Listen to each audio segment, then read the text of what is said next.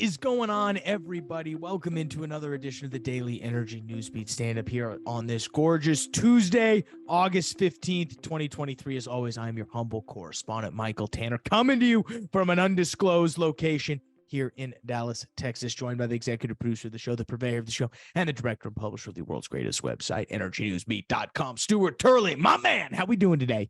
It's a beautiful day in the neighborhood. I'm getting ready to interview Doomberg tomorrow.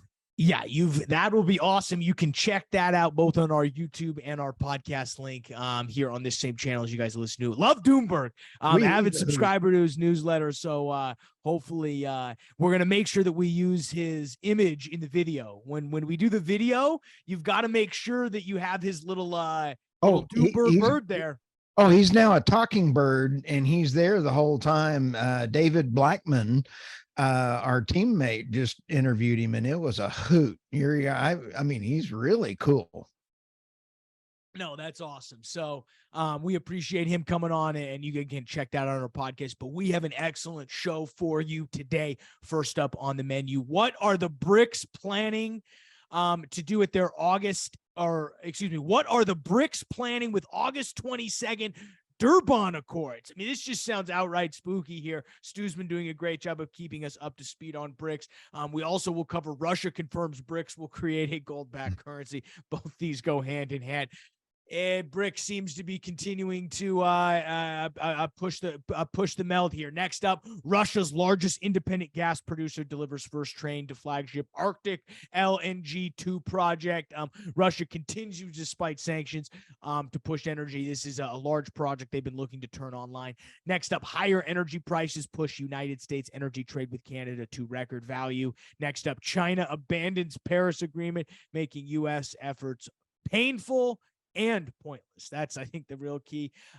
Stu will then kick it over to me. I will cover what's going on in the oil and gas markets. We saw oil drop to 82.36 on the close. We also saw Silverbow go ahead and pick up for about $700 million Chesapeake, South Texas assets. So I will opine a little bit on that deal. And then we'll let you get on out of here, get to it, and start your Tuesday. Before we do all that, guys, remember, all of these stories and analysis are brought to you by the world's greatest website, www.energynewsbeat.com, the best place for all of your energy and oil and gas news. Stu does a great job of curating that site to make sure it stays up to speed with everything you need to know about the oil and gas business.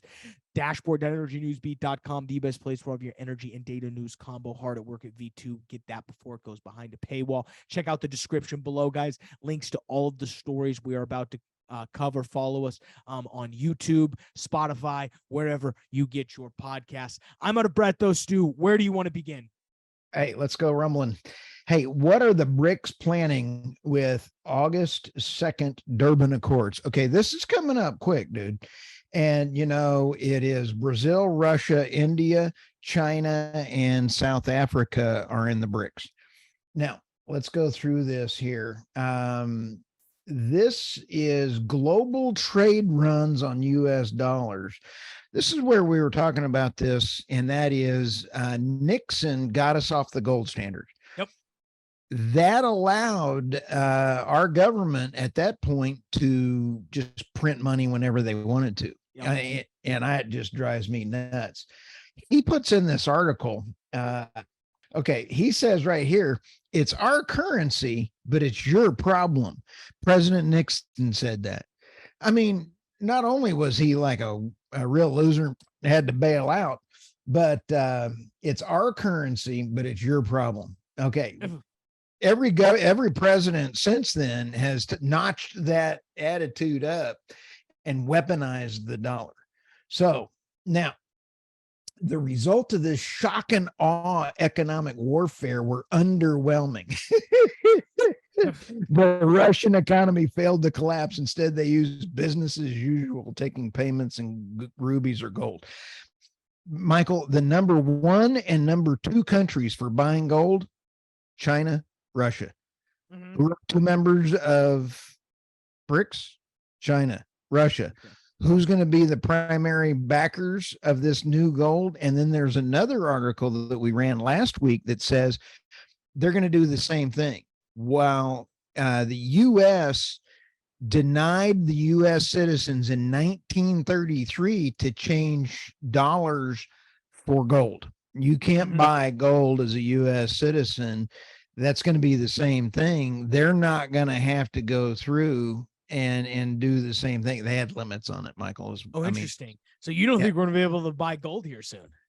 no. Now, and so what Ooh, you're going and conspiracy stew. well, hey, it's what it is. I feel you.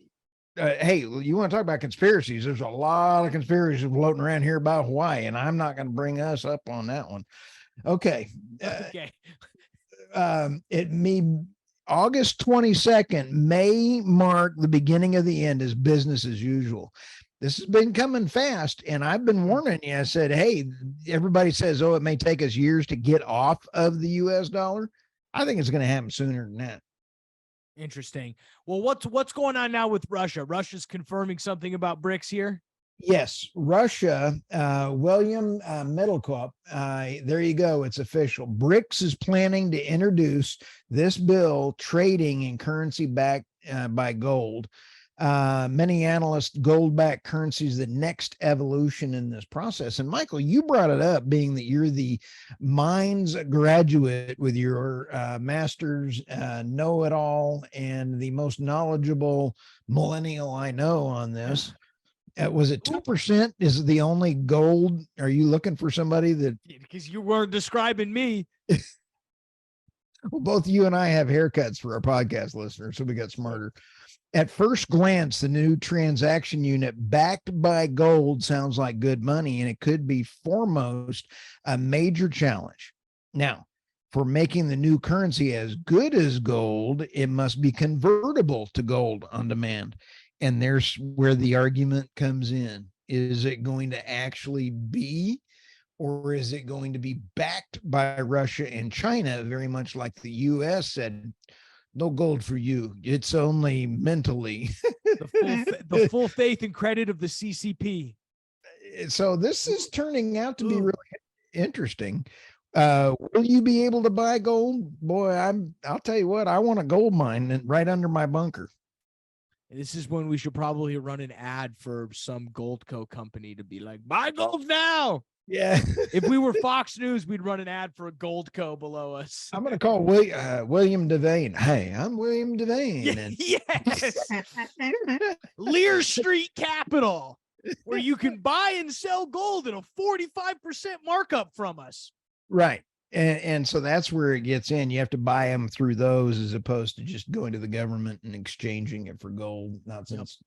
Yep. So one more while we're in Russia, they had something. I mentioned this at the top. They had something with their some gas shipment just got shipped up to the Arctic. Are they storing gas in the Arctic?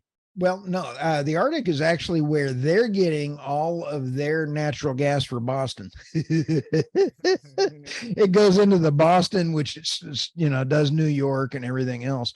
They are not ESG friendly on the Arctic. And so they have their second train. Arctic LNG 2 train is now coming online. What this means is that Russia is really piling in on the long-term energy contracts for Russia.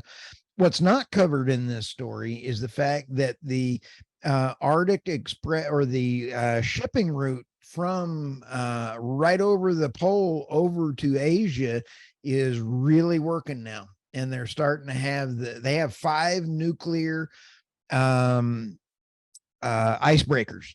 And those dudes are running all the time. And as you're going to go right on through to Asia, and it's going to be cheaper and very efficient.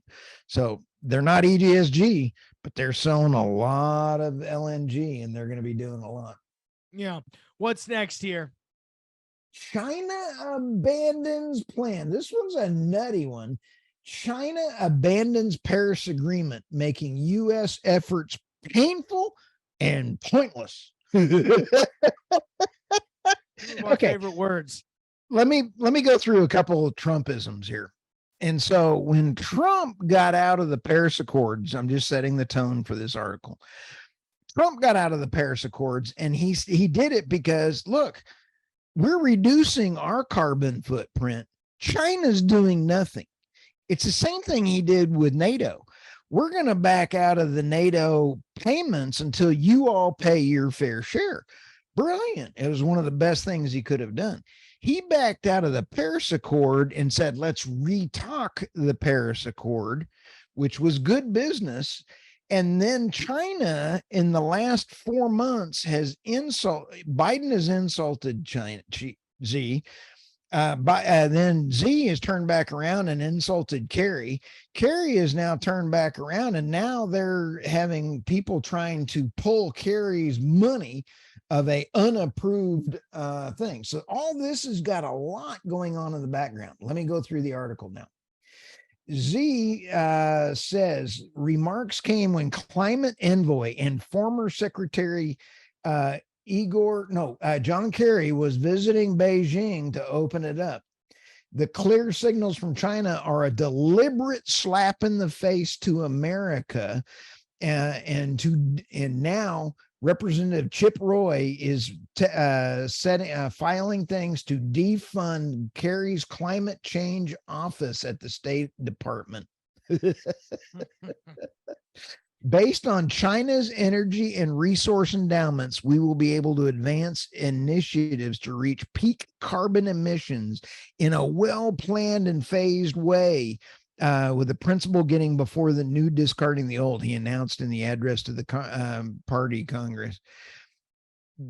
He basically is saying, Michael, Xi is saying he's not getting rid of coal. He's not getting rid of oil and gas because the energy per cost and the energy is not there in renewables, but they're going to make a lot of money selling it to us. They're pretty smart. Mm-hmm. We have to buy all of our stuff from them, but they're smart enough to realize that it's too expensive and it does not work within their frames. Yeah, no, I mean, what cracks me up is we are shooting ourselves in the foot while China is growing a third leg. I mean, it's really what's happening. They're putting themselves ahead of the curve and ahead of us along for all of this stuff. Right. And we decide, no, Stu, you have to move to mouse powered now. Okay, here's where the funny thing is, Michael. If the U.S. does everything that we say we can, okay, it is 0.002% degrees that the U.S. is going to impact. We are a flea on a dog's butt in the game of the net zero and climate criteria. We have no impact, none. And yet we're going to spend trillions on this. Guess who's going bankrupt? No, not me, but unfortunately it's going to be us. So, and then higher energy prices. We're off to Canada here. This was from the EIA, put this out. Higher energy prices push the United States energy trade with Canada to record value. When we want to take a look at this, it's just crazy. The value of U.S. exports to Canada and U.S. imports to Canada increased by a combined 41% in 2022. The value of the U.S. energy imports from Canada is $156.3 billion when adjusted for inflation. It is adjusted value. Energy exports to Canada was 33.8 billion. That's a lot of billions going back and forth. Yeah. It could have been a lot more if we had a Keystone XL pipeline. What happened with that again? Oh, yeah. Oh, that was Biden. And he went out and then he said, I think it was this weekend, Michael, the IRA, the Inflation Reduction Act, really wasn't going to ever reduce inflation. That was kind of funny. Okay. That is funny. I mean, it's unfortunate, but we had an opportunity to solve this issue with the Keystone Pipeline, and we swung and missed. So that is what it is. Oh, you bet. Hey, this next article, I think, is all you. Yeah, well, I'll just come over and we'll cover a little bit what's going on in the oil and gas markets today. We saw overall markets choppy today. We were up about a half a percentage point on the S&P. NASDAQ did about 1.8 percentage points. Crude oil dropped about a tenth of a percentage point. Sits at about 82.40 right now. Fairly choppy throughout the day, though. I think you've got two different things pulling prices one way or the other. Obviously, China having some softened demand expectations is obviously going to pull back those numbers, but on top of what we're seeing on the supply side from a record demand here, you're kind of, market is kind of weighing those two things. I think ultimately this week we're still going to end up bullish. I thought the only other interesting thing, Stu, that I saw was Chesapeake going in and divesting of their South Texas assets, selling its remaining Eagle Ford assets for $700 million to kind of bring that total Eagle Ford package that they have been selling over the years now to $3.5 billion. To give you guys an idea of the transaction size, 42,000 net acres, 540 wells in that Eagle Ford area, mainly in DeWitt and Webb County. Average daily production was about 29,000 BOE. So to give you guys an idea, 700 million divided by 29,000, that gives you $24,000 per flowing BOE. It's pretty good. I mean, considering the fact that this is gas, you look at somewhere around 50, 35 to 50,000 was what, prime oil, rich Permian was going for 50,000, 35,000 to 50,000 dollars per BOE. This is sitting at about 60% liquid. So there you go. Should do about 75 or 50 million in EBITDA. I mean, that's a pretty, it's a long payout. It's a little bit interesting considering the price that they paid for it. This will close February, or it's effective February 1. They're going to receive $650 million upon closing. Final $50 million install will be paid a year from later. There is a little sweetener if oil prices are between 75 and 80. They'll get an extra 25 and an extra 50 if it's over $80. I like the deal. I don't love the deal, Stu. I think it's, if it's a little bit expensive if you're SilverBow, you're going to drill this asset up at natural gas prices. I think you're buying maybe a little bit low. I mean, it's liquids heavy. When they tell you it's liquids heavy, it's because they're trying to convince you there's not that much gas there. There's a little bit of oil. Like, no, we get it. You're buying a gas assets, low price, hoping that when gas prices pop, you come in and drill that baby up. I get it. I just don't know if I agree with the play. Now, I know some people that would absolutely love this play, some of them working at SilverBow.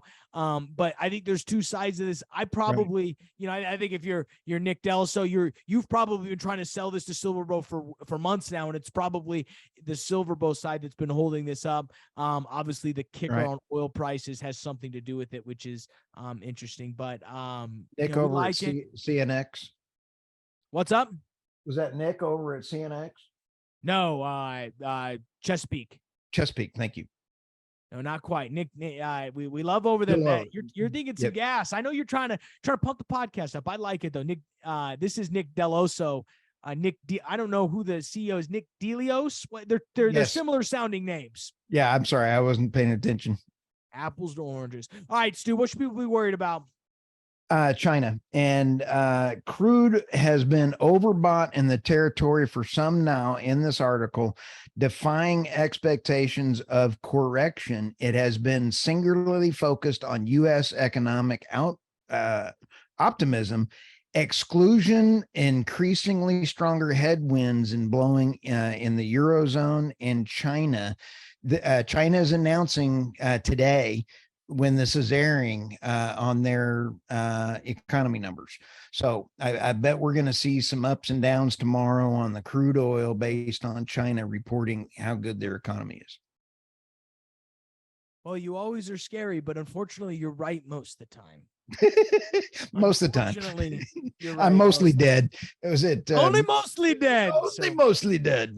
All right, guys, we appreciate you checking us out here. Energy News Beat Podcast. Reach out to us. Follow us on LinkedIn, YouTube, Spotify, Apple Podcasts, wherever you listen to us, guys. You can find us. For Stuart Turley, I'm Michael Tanner. We'll see you tomorrow, folks.